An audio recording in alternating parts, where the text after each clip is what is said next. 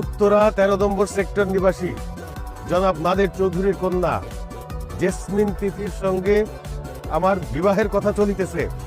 আপনাদের মধ্যে কারো সাথে যদি বর্তমানে অথবা পূর্বে এই মেয়ের সাথে প্রেম ভালোবাসার সম্পর্ক থেকে থাকে তাহলে বুদ্ধিটা ভালো হয়েছে বাবা।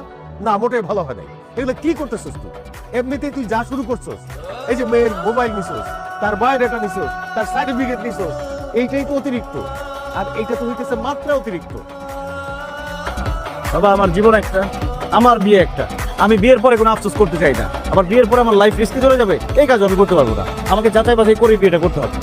বাবা রে, সামান্য একটা বিয়া নিয়া তুই যে তোলপাড় শুরু করছস, এর ফলাফল তো ভালো হবে না। কথাটা ভুল বললাম বাবা। আমার কাছে বিয়েটা সামান্য ব্যাপার না, আমার কাছে বিয়েটা অনেক গুরুত্বপূর্ণ একটা ব্যাপার। আমার কাজ আমাকে করতে দাও। যা খুশি তাই কর। যা খুশি তাই তো করতেছি। তোমাদের কাছ থেকে বুদ্ধি নিয়েছি। বাবাই চলো।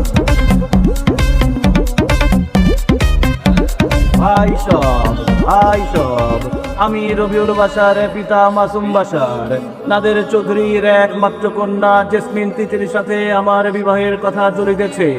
জেসমিন তিথির যদি কোনো বয়ফ্রেন্ড থেকে থাকেন তাহলে প্রচার গাড়ি বরাবর চলে আসেন, প্রমাণ দিয়ে যান যে আপনি জেসমিন তিথির বয়ফ্রেন্ড, তাহলে আমি এই বিয়ে ভেঙে দিব।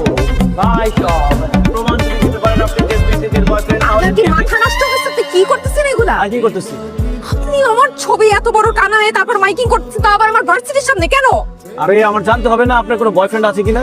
আমার এই মাইকিং এর পরে তো প্রমাণ হবে যে আপনার কোনো বয়ফ্রেন্ড আছে কিনা। বয়ফ্রেন্ড চলে আসছে তাহলে আমি বিয়ে ভেঙে দেবো, আর যদি বয়ফ্রেন্ড না আসে তাহলে আমি আপনাকে বিয়ে করবো, সমস্যা নেই। আপনার আমাকে বিয়ে করতে হবে না, আপনার বিয়ে ভাঙতে হবে না, আমি বিয়েটা ভেঙে দিতেছি। আপনি প্লিজ এগুলো বন্ধ করেন।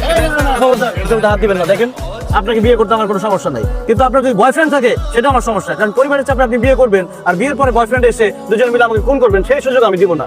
মানুষ আমার উপর হাসাহাসি করতেছে, আপনি প্লিজ এগুলো বন্ধ করেন। আসুক কাদুক তাতে আমার কিচ্ছু যায় আসে না। দেখেন এই পর্যন্ত আমার 72টা বিয়ে ভাঙছে এবং সবকটা মেয়েদের দোষে ভাঙছে। এখন যদি এই বিয়েটাও ভেঙে যায় আমার বাবা ভাববে যে আমার দোষে বিয়ে ভাঙছে, কিন্তু আমি প্রমাণ করে ছাড়বো যে আমার কোনো দোষ নাই, আমি ঠিক আছি। মেয়ের যদি দোষ থাকে বিয়ে তো ভাঙবেই। মামা চলেন তো। ভাই সব জেসমিন তিথির যদি কোনো বয়ফ্রেন্ড থেকে থাকে তাহলে প্রচার গাড়ি বরাবর চলে আসেন।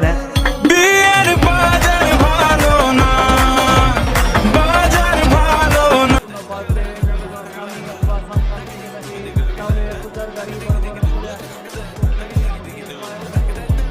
আছেন কোন অতিথির প্রেমিক, এগিয়ে আসুন, আমাকে সাহায্য করুন ইনফরমেশন দিয়ে। ভাই সব এই এই আই চলে গেলে কি করতেছো? কি হইতেছে এগুলি? হ্যাঁ যাও এখান থেকে, নাইলে পিটার কিন্তু তোমার হাড় গোড় ভেঙে দিব আমি। আপনার মেয়ের চরিত্রের পরীক্ষা চলছে। মাইকিং করার পরে যদি কোনো বয়ফ্রেন্ড না আসে